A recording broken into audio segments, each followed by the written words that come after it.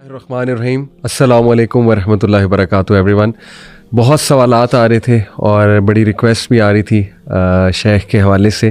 ماشاءاللہ آپ لوگ دیکھتے ہیں اور بہت مستفید ہوتے ہیں. لیکن جس ٹاپک پہ سب سے زیادہ ریکویسٹ آ رہی تھی وہ یہی تھا کہ حالات حاضرہ ابھی شام میں جو ایک پولیٹیکل سچویشن چینج ہوئی, پھر غزہ کا معاملہ ورسن ہوتا جا رہا ہے, اللہ معاف کرے, اور جس طرح سے بہت تیزی سے حالات امت مسلمہ کے چینج ہو رہے ہیں, over all globally world politically بہت ری شیپ ہو رہا ہے. تو اس میں احادیث کو دیکھا جائے اور اسلامک لٹریچر کو دیکھا جائے تو کیا رہنمائی ہمیں ملتی ہے, اور واٹ شوڈ بی آر انشاءاللہ action plan as a family, as an individual انشاءاللہ تعالیٰ. سو اس کے لیے میں نے دعوت دی ڈاکٹر حماد لکھوی صاحب کو. شیخ جزاک اللہ خیر, السلام علیکم ورحمۃ اللہ وبرکاتہ. جی وعلیکم السلام ورحمۃ اللہ. بہت شکریہ شیخ, آپ نے ٹائم دیا اپنے بیزی اسکیجول سے, اور ٹاپک جیسے کہ آپ نے سن لیا بہت اس کی ریکویسٹ آ رہی تھی. شیخ میں ایک حدیث سے سٹارٹ کرنا چاہوں گا. بہت یہ حدیث آج کل وائرل ہے اور لوگ جاننا چاہتے ہیں کہ اس میں جو تسلسل ہے وہ تسلسل کے مطابق کیا کیا ہوگا, اور ظاہر ہے کہ اس کے بعد پھر کیا ہوگا. یہ حدیث سنن نبی داؤد میں ہے, صحیح اس کو قرار دیا علامہ البانی نے. حدیث ہے کہ بیت المقدس کی آبادی مدینہ کی ویرانی ہوگی, اور مدینہ کی ویرانی لڑائیوں اور فتنوں کا ظہور ہوگا.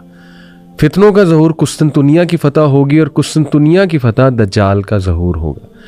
اب اس میں شیخ آپ کی اجازت سے بیت المقدس کی آبادی سے کیا مراد ہے, مدینہ کی ویرانی سے کیا مراد ہے, ڈفرینٹ لوگ ڈفرینٹ انٹرپریٹ کرتے ہیں.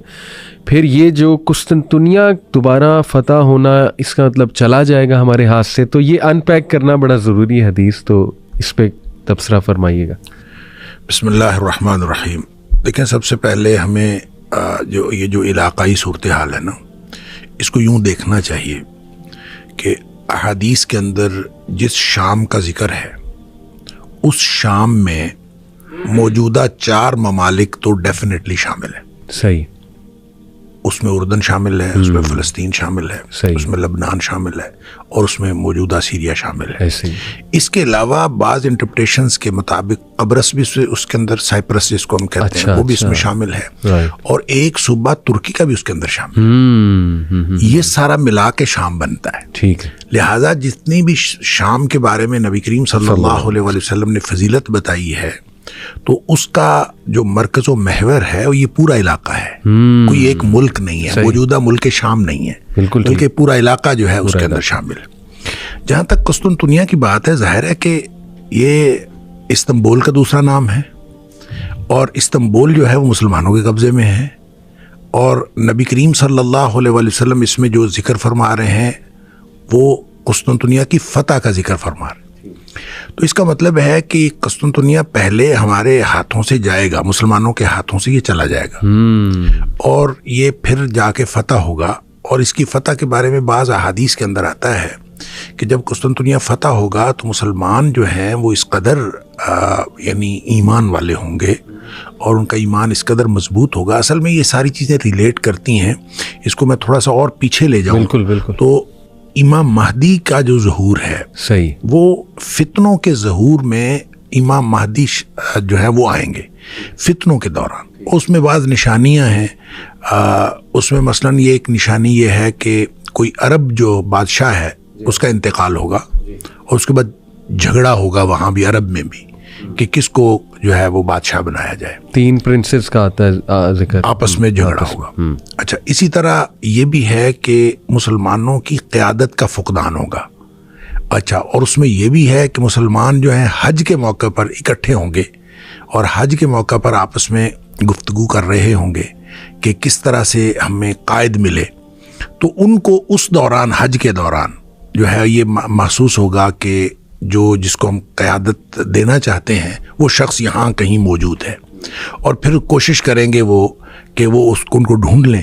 اور اس میں پھر تفصیل آتی ہے کہ وہ مکہ میں کوشش کریں گے ڈھونڈنے کی, تو وہ جو شخص جس کو ڈھونڈ رہے ہوں گے, محمد بن عبداللہ, نبی پاک صلی اللہ علیہ وسلم نے فرمایا اس کا نام میرے نام پر ہوگا, اور اس کی ولدیت میری ولدیت کے اوپر ہوگی. بالکل صحیح. اور وہ حسنی سید ہوگا, اور اس کو جو ہے یعنی حضرت حسن رضی اللہ تعالیٰ عنہ کی اولاد میں سے ہوگا. اچھا, اس کو لوگ ڈھونڈ رہے ہوں گے, وہ مدینہ چلا جائے گا, پھر لوگ مدینہ جائیں گے، پھر وہ واپس جو ہے مکہ آ جائے گا۔ اچھا، یہ جو امام مہدی کا پھر بالآخر ان کو جب وہ پا لیں گے تو وہ موقع ہوگا کہ وہ حجر اسود کے قریب وہ موجود ہوگا، بلکہ ملتزم کے ساتھ وہ چمٹا ہوا ہوگا جب لوگ اس کو ڈھونڈ لیں گے۔ اچھا اس کو ڈھونڈ لیں گے تو وہیں پہ گفتگو شروع ہو جائے گی کہ آپ کی ہم بیعت کرنا چاہتے ہیں۔ اچھا، حدیث کے جو الفاظ ہیں نا، اس سے یہ پتہ چلتا ہے کہ امام مہدی اپنے ظہور سے قبل وہ کوئی ایکسٹرا آرڈنری شخصیت نہیں ہوں گے۔ صحیح، یعنی پہلے بالکل عام آدمی ہوں گے، کسی کو نہیں پتا ہوگا کہ یہ امام مہدی ہو سکتے ہیں یا کوئی ساتھ، کیونکہ حدیث میں الفاظ ہیں کہ جب بیعت ہوگی نا تو وہ کہیں گے کہ میں پھر جہاد پہ بیعت لوں گا۔ اچھا، لوگ تیار ہو جائیں گے بیعت کرنے کے لیے، اس پر نبی اکرم صلی اللہ علیہ وسلم فرمایا فَيُصْلِحُ اللَّهُ فِي لَيْلَةٍ، اللہ تعالیٰ ایک ہی رات میں ان کو صلاحیتیں عطا فرما دے گا۔ صحیح، یعنی وہ جو باصلاحیت بنیں گے، بالکل ٹھیک، تو وہ ایک ہی رات میں اللہ کی طرف سے ان کو صلاحیتیں عطا ہوں گی۔ تو اچھا، اس موقع پر نبی کریم صلی اللہ علیہ وسلم نے فرمایا مسلمان 3 حصوں میں تقسیم ہو جائیں۔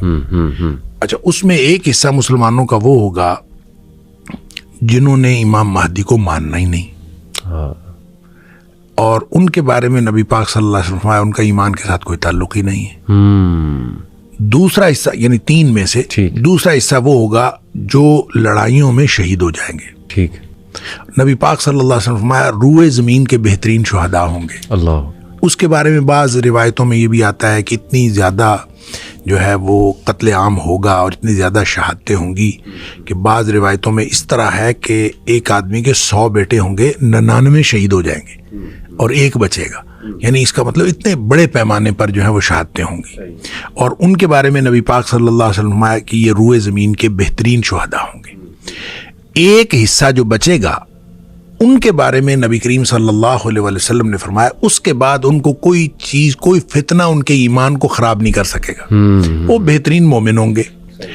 اچھا، جو قسطنطنیہ کی فتح ہے اس کے بارے میں حدیث میں آتا ہے کہ وہ صرف لا الہ الا اللہ یا اللہ اکبر کی قوت سے اس کی دیوار گر جائے گی، یعنی ان کو لڑائی نہیں لڑنی پڑے گی۔ اچھا، یعنی وہ اس طرح کے مومن ہوں گے بالکل ٹھیک کہ جب وہ وہاں پہنچیں گے تو وہ اپنی لا الہ الا اللہ کہتے ہوئے یا اللہ اکبر کہتے ہوئے جب وہ قریب پہنچیں گے تو دیوار گر جائے گی اور وہ فتح ہو جائے گا بغیر کسی لڑائی کے۔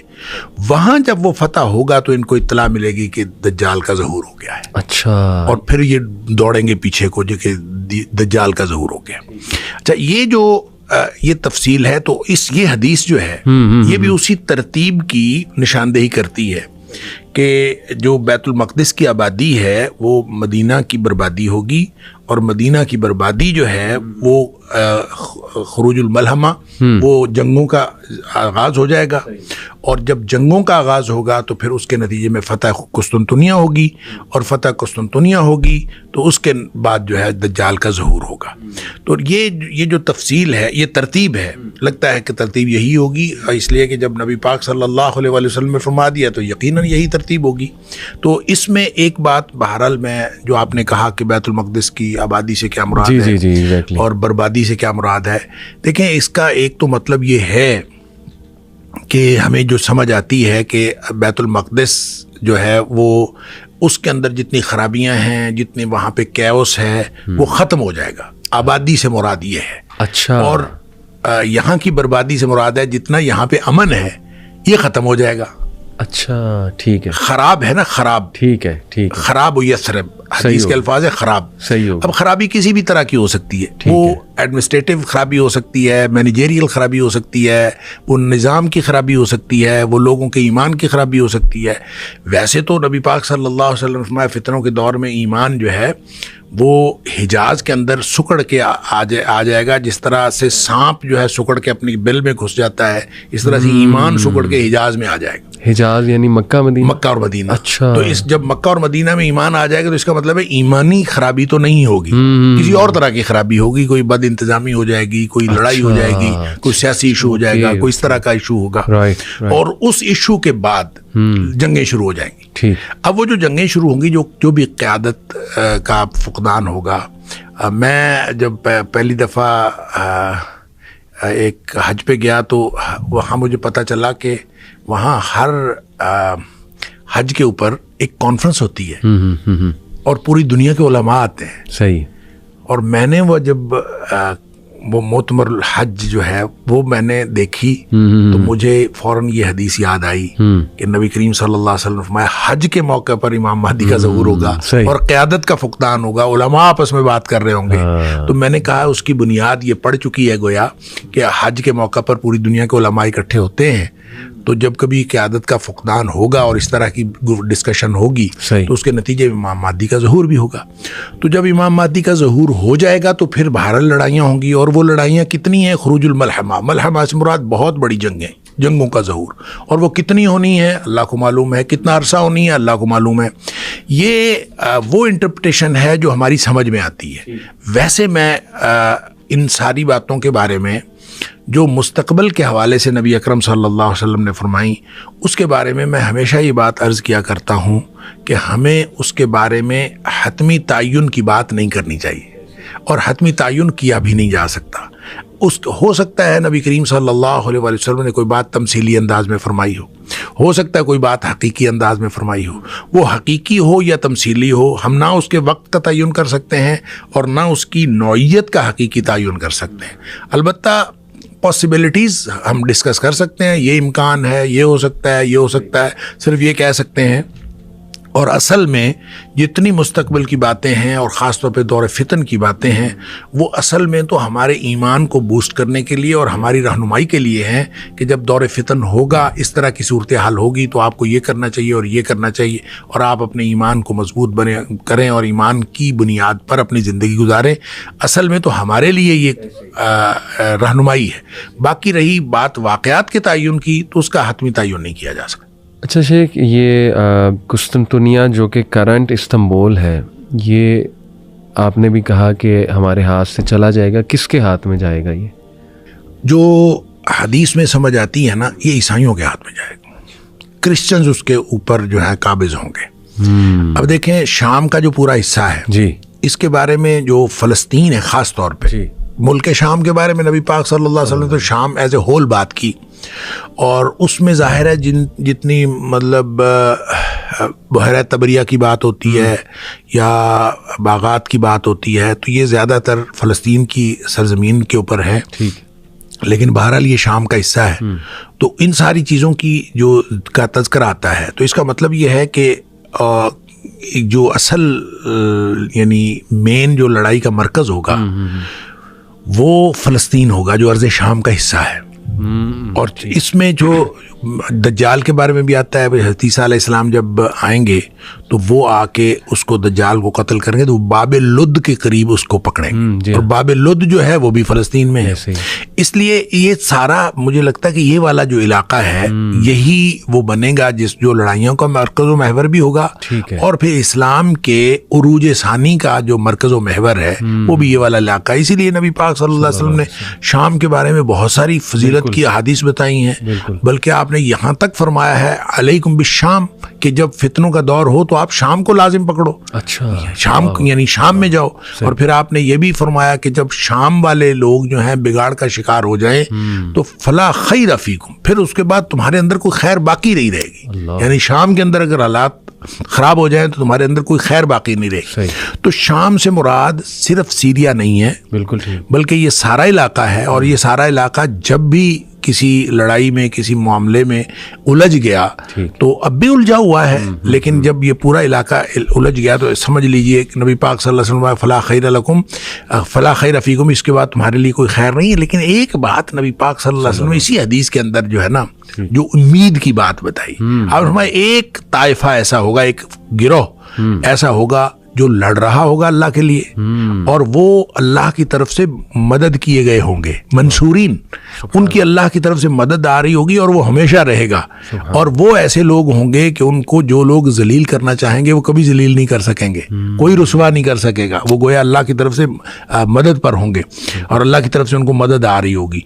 अब वो कौन लोग हैं, ये कब होगा, ये ना हम वक्त का तयन कर सकते हैं, ना हम गिरोह का तयन कर सकते हैं, लेकिन बहरहाल जब स्पेसिफिक اسپیسیفکلی نبی پاک صلی اللہ علیہ وسلم نے شام کی بات کی ہے. اور اچھا بعض ایک حدیث میں آتا ہے کہ شام کو لازم پکڑو اس لیے کہ شام کی سرزمین کے اوپر فرشتوں نے سایہ کیا ہوا ہے.